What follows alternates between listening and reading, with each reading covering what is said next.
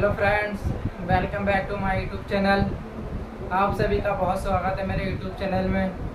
तो दोस्तों, जैसा कि मेरे पास बहुत कमेंट्स आ रहे थे लोगों के कि सर जस्ट डायल के ऊपर फिर से वीडियो लेकर आइए। कुछ लोगों के डाउट्स थे, उन डाउट्स को क्लियर करने के लिए आज मैं जो वीडियो लेकर आया हूँ वो जस्ट डायल के ऊपर लेकर आया हूँ फिर से, जिसमें मैं आपको बताने वाला हूँ जस्ट डायल में इनबाउंड प्रोसेस क्या होता है, जस्ट डायल में आउटबाउंड प्रोसेस क्या होता है। इन दोनों के बारे में हम अच्छे से जानेंगे।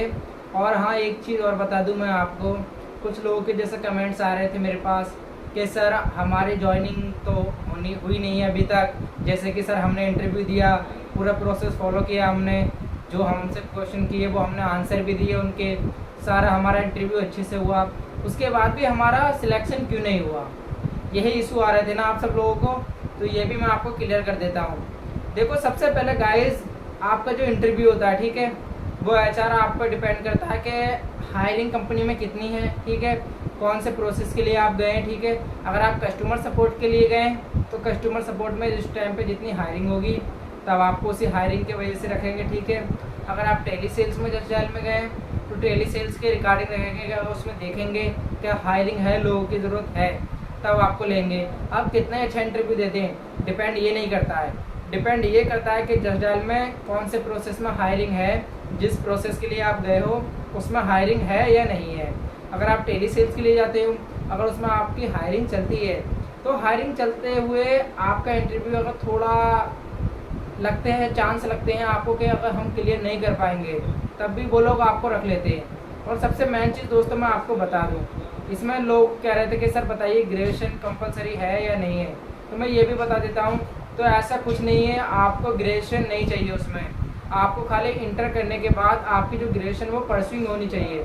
आपने इंटर करने के बाद अपनी जो ग्रेजुएशन है वो छोड़ी ना हो, परस्यूइंग होनी चाहिए कम से कम। आपको ये मैंडेटरी है, अगर आप इंटर करके छोड़ देते हैं आगे पढ़ाई तो आप वहाँ पर अप्लाई नहीं कर सकते। वहाँ पर अप्लाई करने के लिए मैंडेटरी है, आपकी ग्रेजुएशन परस्यूइंग होना ज़रूरी है, ठीक है। डिपेंड करता है, अगर आपके सेमेस्टर वाइज एग्ज़ाम होते हैं, ठीक है, तब भी वो आपको रख लेते हैं। अगर आपके साल वाइज होते हैं तब भी रख लेते हैं, ठीक है। जैसी हायरिंग होगी वैसे आपको वहाँ पर सिलेक्शन होगा। क्लियर, ये चीज़ मैंने आपको क्लियर कर दी। लोग कह रहे थे कि सर हमारा तो इंटरव्यू हो गया था उसके बाद भी सिलेक्शन नहीं हुआ। और उसकी एक वजह मैं आपको ये भी बता देता हूँ, एचआर जब आपसे बोलता है ना कि कॉल करके बताएंगे, तो ये समझ लो आपके पास कॉल 10% कॉल आता है लोगों के पास, वरना इन केस एचआर कॉल नहीं करता है, ठीक है। क्लियर कर देता हूँ ये चीज़ मैं आपको। जो एचआर आपसे बोलता है ना कि बेटा कॉल करके बताएंगे आपको आपका सिलेक्शन हुआ है या नहीं, तो आप एचआर के भरोसे मत बैठना और दोबारा इंटरव्यू दे देना। जस्ट डायल में दोबारा इंटरव्यू लोग कह रहे थे कि सर हम तो एक बार दे दिया, अब 6 मंथ के बाद जाना होगा। ऐसा कुछ नहीं है, आपको सिंपल 2 मेथड को अपनाना है। 2 ट्रिक मैं आपको बताता हूँ जिससे आप इंटरव्यू दोबारा जस्ट डायल में दे सकते हैं, दोबारा नहीं बार बार दे सकते हैं। उसके लिए आपको क्या करना होगा, सबसे पहली चीज़ दोस्तों, आपको अपनी मेल आईडी और कॉन्टैक्ट नंबर जिससे आप पहले टेस्ट दे चुके हैं उसे चेंज करना होगा, ठीक है। वो चेंज कर दीजिए, आप दोबारा टेस्ट दे सकते हैं। जब तक आपका 80% नहीं आता है, ठीक है, मैं आपको टेली सेल्स की बात कर रहा हूँ अभी, ठीक है। टेली सेल्स के लिए क्या क्या आपको मैंडेटरी है, टेली सेल्स में आपका 80% मैंडेटरी है क्वेश्चन में मार्क्स लाना, ठीक है। और जो आपका कस्टमर सपोर्ट है उसमें मैंडेटरी नहीं है। कस्टमर सपोर्ट में अगर आप कम भी लाते हैं, 70 भी लाते हैं, तो आपका सिलेक्शन हो जाता है। डेटाबेस एनालिस्ट भी है वहाँ पर, ठीक है। डेटाबेस में आपका कोई टेस्ट नहीं होता है, सीधा आपका इंटरव्यू होता है वहाँ पर डेटाबेस एनालिस्ट में, ठीक है। आपके टेली सेल्स में 80% चाहिए और कस्टमर सपोर्ट में 70% तक हो जाएगा। मैंने आपको क्लियर कर दिया। एचआर आपको कॉल करके बोलता है तो ये समझ लीजिए आपका सिलेक्शन नहीं हुआ है। आप अपनी मेल आईडी चेंज करिए, कॉन्टैक्ट नंबर चेंज करिए जिस पर आपका ओटीपी जा सके और आपको आसानी से वो ओटीपी मिल सके, ठीक है। वो आप कॉन्टैक्ट नंबर डालिए, उसे टेस्ट दीजिए। अगर आपका फिर भी नहीं होता टेस्ट तो आप एक और चेंज करिए, आप जितनी बार चाहें उतनी बार आप चेंज कर सकते हैं। शर्त क्या है, आपकी मेल आईडी चेंज होनी चाहिए और आपका कॉन्टैक्ट नंबर, ठीक है गाइस। ये चीज़ क्लियर हो गई आपको। अब बात करते हैं हम मेन टॉपिक पर। इनबाउंड प्रोसेस के लिए मेरे पास कमेंट्स आए थे आज कि सर इनबाउंड प्रोसेस क्या है जस्ट डायल का, ठीक है। आउटबाउंड और इनबाउंड प्रोसेस दोनों के बारे में मैं बताने वाला हूँ। दोस्तों, आपको पता है जस्ट डायल में डेली बेसिस पे काफ़ी ज़्यादा हायरिंग चलती है, ठीक है। तो जस्ट डायल में इनबाउंड जो प्रोसेस है आपका, उसके लिए क्या करना होगा आपको, और आउटबाउंड प्रोसेस में जाने के लिए क्या करना होगा आपको, दोनों चीज़ें आपको मैं बता देता हूँ। इनबाउंड प्रोसेस जो है जस्ट डायल का, वो है कस्टमर सपोर्ट। ठीक है, कस्टमर सपोर्ट इनबाउंड प्रोसेस है। आउटबाउंड प्रोसेस है आपका टेली सेल्स। ठीक है, इनबाउंड प्रोसेस में क्या होता है, आपके पास कॉल्स आती हैं, कस्टमर की जो भी क्वेरी होती है और जो भी कस्टमर के इशू होते हैं उन सबको आपको सॉल्व करना रहता है। ठीक है, टेली सेल्स में अगर आप जाते हैं तो उसमें आपको टारगेट बेस्ड जॉब होती है, आपको उसमें टारगेट दिया जाता है मैक्सिमम 5 सेल का।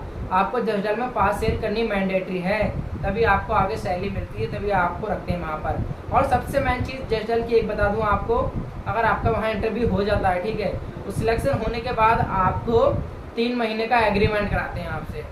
3 महीने का एग्रीमेंट कराते हैं, उसमें साफ साफ मेंशन होता है कि अगर आप 3 महीने से पहले ये जॉब छोड़ते हैं, किसी भी कारण स्विच करते हैं जॉब को, तो आपको कंपनी को पे आउट करना पड़ेगा। क्लियर?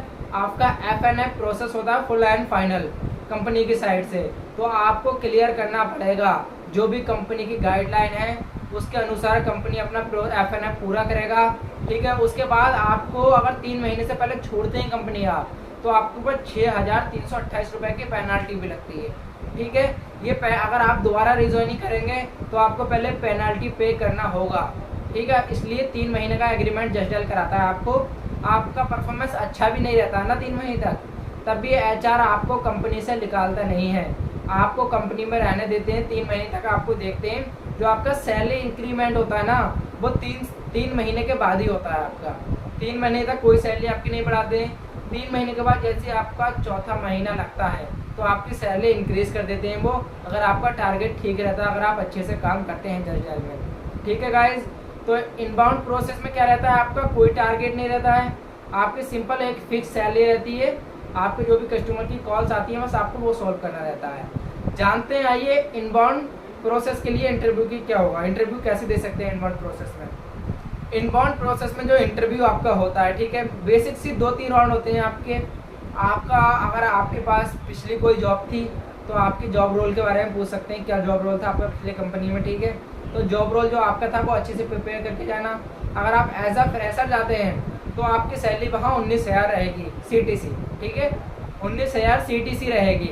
आपके HR जो रहेंगे वहाँ पर, आपके एक तो लीना मैम रहेंगी, वहाँ सीनियर HR है, दूसरी शरण्या मैम रहेंगी। ठीक है, तीसरे अविनाश सर भी ले सकते हैं आपका इंटरव्यू, चौथी मुस्कान मैम भी ले सकती हैं।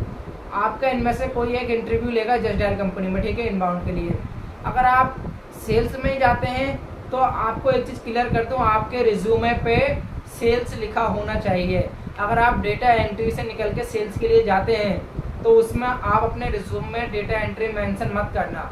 HR आपसे सीधा बोल देगा। काफ़ी लोग गए थे, मेरे पास कमेंट्स आए थे उनके कि सर हम डेटा एंट्री अपने रिज्यूम पर मेंशन करके लेके गए थे, बट वहाँ पर उन्होंने हमसे क्लियर बोल दिया, हमारा सिलेक्शन भी हो चुका था लगभग, पर उन्होंने हमारा CV देख के बोला कि बेटा जब आप डेटा एंट्री के बंदे हो, जब आपको अपने फील्ड में जाना चाहिए तो आप सेल्स क्यों ज्वाइन करना चाहते हो। भाई जाहिर सी बात है, अगर मैं सेल्स में जाना चाहता हूँ तो मेरे रिज्यूम पर भी सेल्स मेंशन होनी चाहिए। आप मैं डेटा एंट्री का बंदा सेल्स में जाऊँगा तो भाई मुझे तो प्रेफर जो करेंगे वो सेल्स का डेटा एंट्री का ही करेंगे। तो इसलिए दोस्तों ये बहुत लोग गलती करते हैं अपने रिज्यूमे पे, कोई कुछ लिख के ले आता है, कोई कुछ मेंशन करके ले आता है। आप सिंपल जस्ट डायल में जाते हैं। Just dial India's number 1 local search engine. Just dial में सेल्स के अलावा कुछ नहीं है और आपका एक डेटाबेस है। ठीक है, तो आप सेल्स रिज्यूम पर मेंशन करके ले जाइए। गलती ना करें कि आप अगर सेल्स मेंशन करके नहीं जाते हैं वहाँ पर तो HR आपसे कह देता है कि आप अपने फील्ड में जाइए। ठीक है, तो ये गलती मत करना आप लोग। तो इनबाउंड का जो प्रोसेस होता है उसमें आपको 70% लाना होता है, 70% में आपका क्लियर हो जाता है वहाँ पर। देन आपका जो इंटरव्यू होता है तो वो इनबाउंड के उस पर होता है, इनबाउंड के आपके क्वेश्चन किए जाते हैं कि आप कस्टमर की क्वेरी कैसे सॉल्व करते हैं। ठीक है, ये अच्छे से तैयार कर लेना।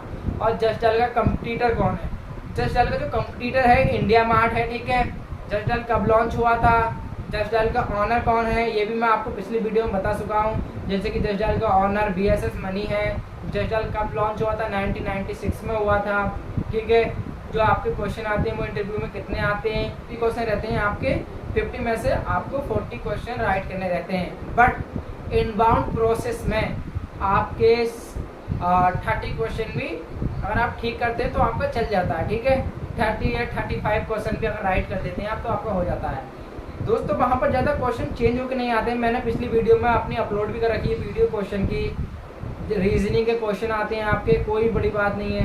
तो इनबाउंड ये आपका हो गया। अगर आप टेली सेल्स में आते हैं जस्ट डायल में तो आपका टारगेट रहता है वहाँ पर। इनबाउंड में जाते हैं तो इनबाउंड में कोई आपका टारगेट नहीं रहता, आपकी एक फिक्स सैलरी रहती है, उसमें कोई सिरदर्दी नहीं है। आपको आराम से जाना है, सुबह जाकर अपनी कॉल्स लेनी है, जो भी आपकी इनबाउंड कॉल्स आएगी, ठीक है, उसमें आपको कस्टमर की क्वेरी सॉल्व करनी है। और अगर आप आउटबाउंड प्रोसेस में जाते हैं, ठीक है, आपका 5 डे वर्किंग रहता है दोनों में, इनबाउंड आउटबाउंड में, ठीक है। दोनों का इंटरव्यू लगभग सेम ही होता है, दोनों के क्वेश्चन लगभग सेम ही आते हैं, ठीक है। और आपका जो आउटबाउंड रहता है उसमें आपका टारगेट रहता है 5 सेल का मंथली टारगेट रहता है जस्ट डायल का, जो आपको मैंडेटरी सेल्स करनी रहती हैं, ठीक है। उसमें आपका 5 डे वर्किंग रहता है, रोटेशनल वीक ऑफ रहता है आपका, ठीक है गाइज। और आपका इनबाउंड में भी 5 डे वर्किंग रहता है। तो मैं ज़्यादा आपको जो प्रेफर करूँगा वो आपको आउटबाउंड करूँगा, क्योंकि सेल्स में टारगेट तो है बट इंसेंटिव भी काफ़ी अच्छा आ जाता है वहाँ से। आप लोग इंसेंटिव काफ़ी अच्छा अर्न कर सकते हैं जस्ट डायल से, क्योंकि वहाँ पर इजीली सेल्स आ जाती है, बस आपको थोड़ा सा माइंड लगाना है। अगर आप आउटबाउंड में जाते हैं तो आपका थोड़ा अच्छा रहता है, अगर आप इनबाउंड में जाते हैं आपका ठीक रहेगा, उसमें आपके ऊपर प्रेशर कोई नहीं रहेगा। आपको कॉल्स लेनी है, आप कॉल्स के बस आंसर करने हैं, आपके ऊपर टारगेट भी नहीं रहेगा किसी भी प्रकार का, ठीक है गाइज। तो आपको पता लग गया होगा, मैं आशा करता हूँ कि इनबाउंड क्या होता है, आउटबाउंड क्या होता है, ठीक है। जस्ट डायल में दोनों के बारे में मैंने आपको बता दिया। और आपको मैंने एक चीज़ और क्लियर करी थी कि जो लोग कह रहे थे कि सर हमारा इंटरव्यू हो गया बट हमें अभी तक कॉल क्यों नहीं आया जस्ट डायल से, हमें ऑफर लेटर क्यों नहीं मिला। अगर आपका सिलेक्शन हो गया है तो आपको 1-2 दिन के अंदर या 1 वीक के अंदर आपको बुला लेते हैं ऑफिस में, ठीक है, आपकी ट्रेनिंग के लिए। बट अगर आपका इंटरव्यू क्लियर नहीं हुआ है तो आपसे बोल देते हैं कॉल करके बताएंगे। बहुत ज़्यादा रेयर केसेस में ऐसा होता है, 10% लोगों के पास ही कॉल जा पाता है जस्ट डायल से, ठीक है गाइज। तो मैं आशा करता हूँ मैंने आपके सवालों के जवाब सारे क्लियर कर दिए होंगे। अगर मैं इस वीडियो में कुछ सवाल क्लियर ना कर पाया हूँ तो आप मुझे कमेंट्स करके बता सकते हैं कि क्या क्या इस वीडियो में छूट गया है मुझसे, क्या क्या मैं आपको बताने से रह गया हूँ, ठीक है दोस्तों। जो इंटरव्यू है, न्यू अपडेट है जस्ट डायल की, वो भी मैं आपको बताता हूँ। न्यू अपडेट जो आया है वो इंटरव्यू के लिए आपके 2 ही राउंड में आप सिलेक्शन हो जाता। पहले क्या होता था, आपका मॉक कॉल होता था, ठीक है, HR राउंड होता था, क्लाइंट राउंड होता था, ठीक है, ये सारे राउंड होते थे। अब बट आपका पहला राउंड HR लेता है, दूसरा मैनेजर लेता है, देन आपको सिलेक्ट कर लिया जाता है वहाँ पर। बहुत इजी प्रोसेस हो गया है। पर एक चीज़ मैं क्लियर कर दूं, आपकी ग्रेजुएशन मैंडेटरी नहीं है वहाँ पर। जैसे लोग कह रहे थे सर ग्रेजुएशन चाहिए हमें वहाँ पर जाने के लिए, नहीं, आपका इंटर के बाद ग्रेजुएशन परस्यूइंग होनी मैंडेटरी है, ठीक है गाइज। अगर इसमें कोई क्वेश्चन मुझसे छूटा हो, किसी बात का जवाब आपका ठीक से नहीं मिला हो आपको, तो आप मुझे कमेंट करके बता सकते हैं। मैं पूरी कोशिश करूँगा अगली वीडियो में आपके जो जो क्वेश्चन हैं उनको पूरा आंसर करने की, ठीक है गाइज। मिलते हैं नेक्स्ट वीडियो में। Thank you so much.